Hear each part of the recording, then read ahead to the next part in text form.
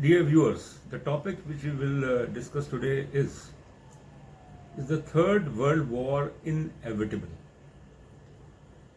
Because of the fact that in the recent past there has been a growing polarization between Russia on the one hand and the Atlantic alliance, that is NATO, on the other hand. Exactly almost a century after the end of the First World War, the world is being plunged into a new phase of Cold War.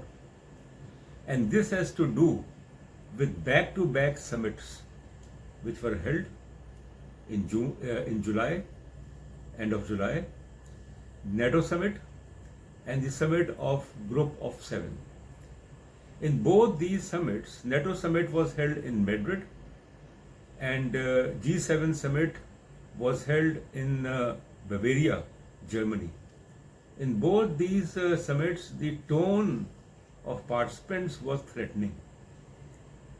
They were basically communicating a very strong message to the Russian President Vladimir Putin that you must keep your hands off from Europe.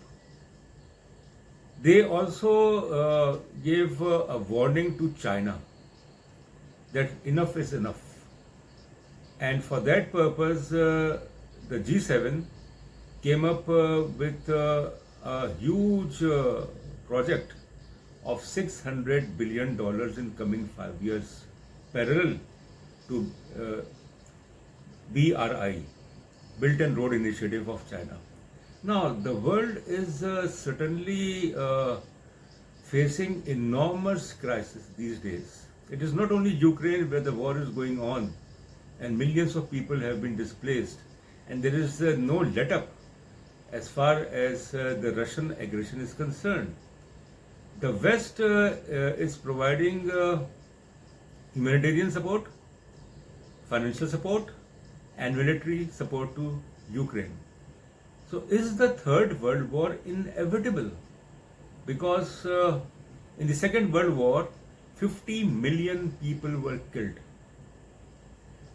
And at that time, there were no nuclear weapons, although the atomic weapons were dropped by the US on Japan, which ended the Second World War in August 1945.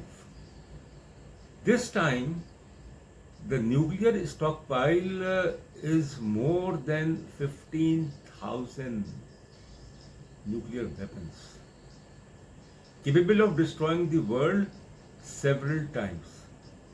And if this crisis is not managed and there is no headway as far as mediation is concerned between Russia on the one hand and the Atlantic Alliance on the other hand, I think the world is heading towards a major showdown.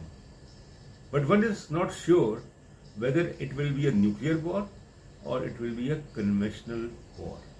But certainly, if war takes place and it goes beyond the borders of Ukraine, then certainly it will have lethal, dangerous, far-reaching ramifications for the world. Already, the G7 and NATO, they have made up their minds.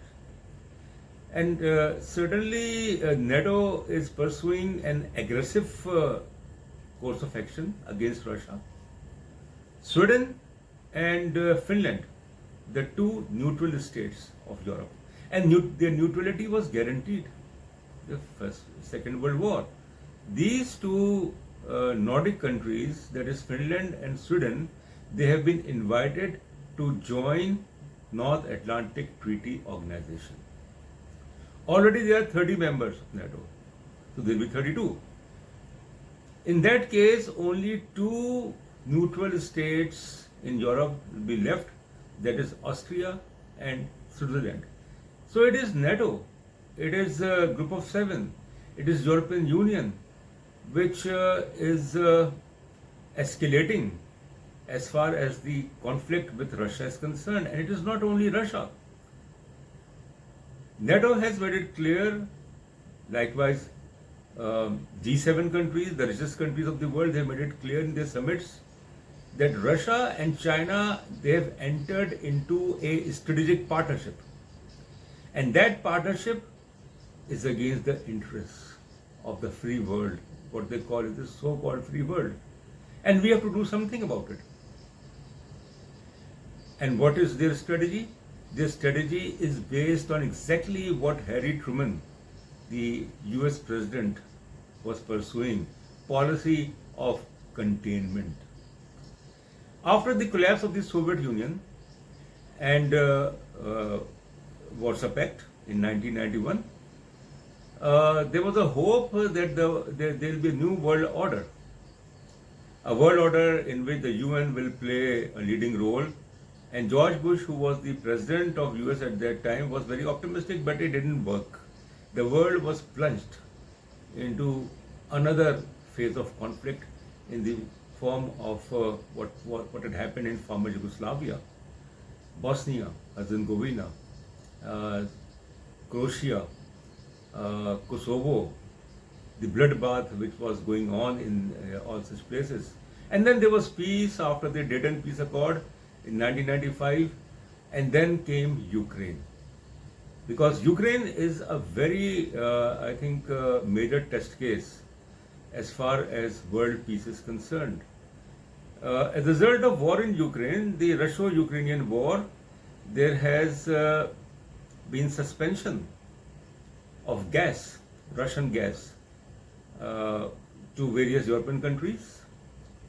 The supply chain, as far as food is concerned, fuel is concerned, has been disrupted. So the world is in crisis, and NATO and along with G7 countries, they are making no plausible, efforts as far as rapprochement with Russia is concerned. Because Russia, it has been proved that despite the sanctions which have been imposed on Russia, Putin is not, President Putin, Vladimir Putin is not relegating. And he is as aggressive as he was before.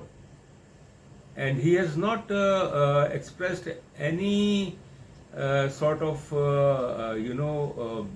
policy of flexibility. So there is no flexibility on the part of Russia. There is no flexibility on the part of NATO and European Union and Group of 7 countries.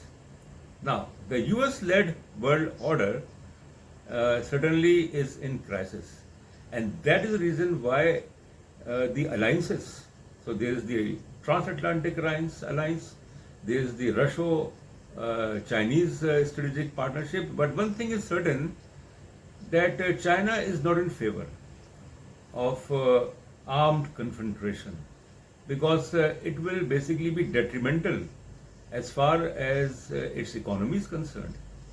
China is not interested in committing itself to any sort of a Cold War or intervention, but Russia is. Russia has to protect itself from the enlargement of NATO. So that is something which is going on in this world, and the threatening statements of the US President Joseph Biden and the Secretary General of NATO, in which they made it clear to Russia that Sweden and Finland, they will join NATO, and Russia will not be able to do anything. So the containment, but one has to be very much clear that despite, against all odds, Russia is still the world's largest country area-wise. It is a very rich country, oil and gas and mineral resources. And if something goes wrong, and same is the case with China. China is almost the world's #1 economic power. So therefore, there is an urgent need for some sort of a mediation by neutral, powerful actors. And who are the neutral, powerful actors?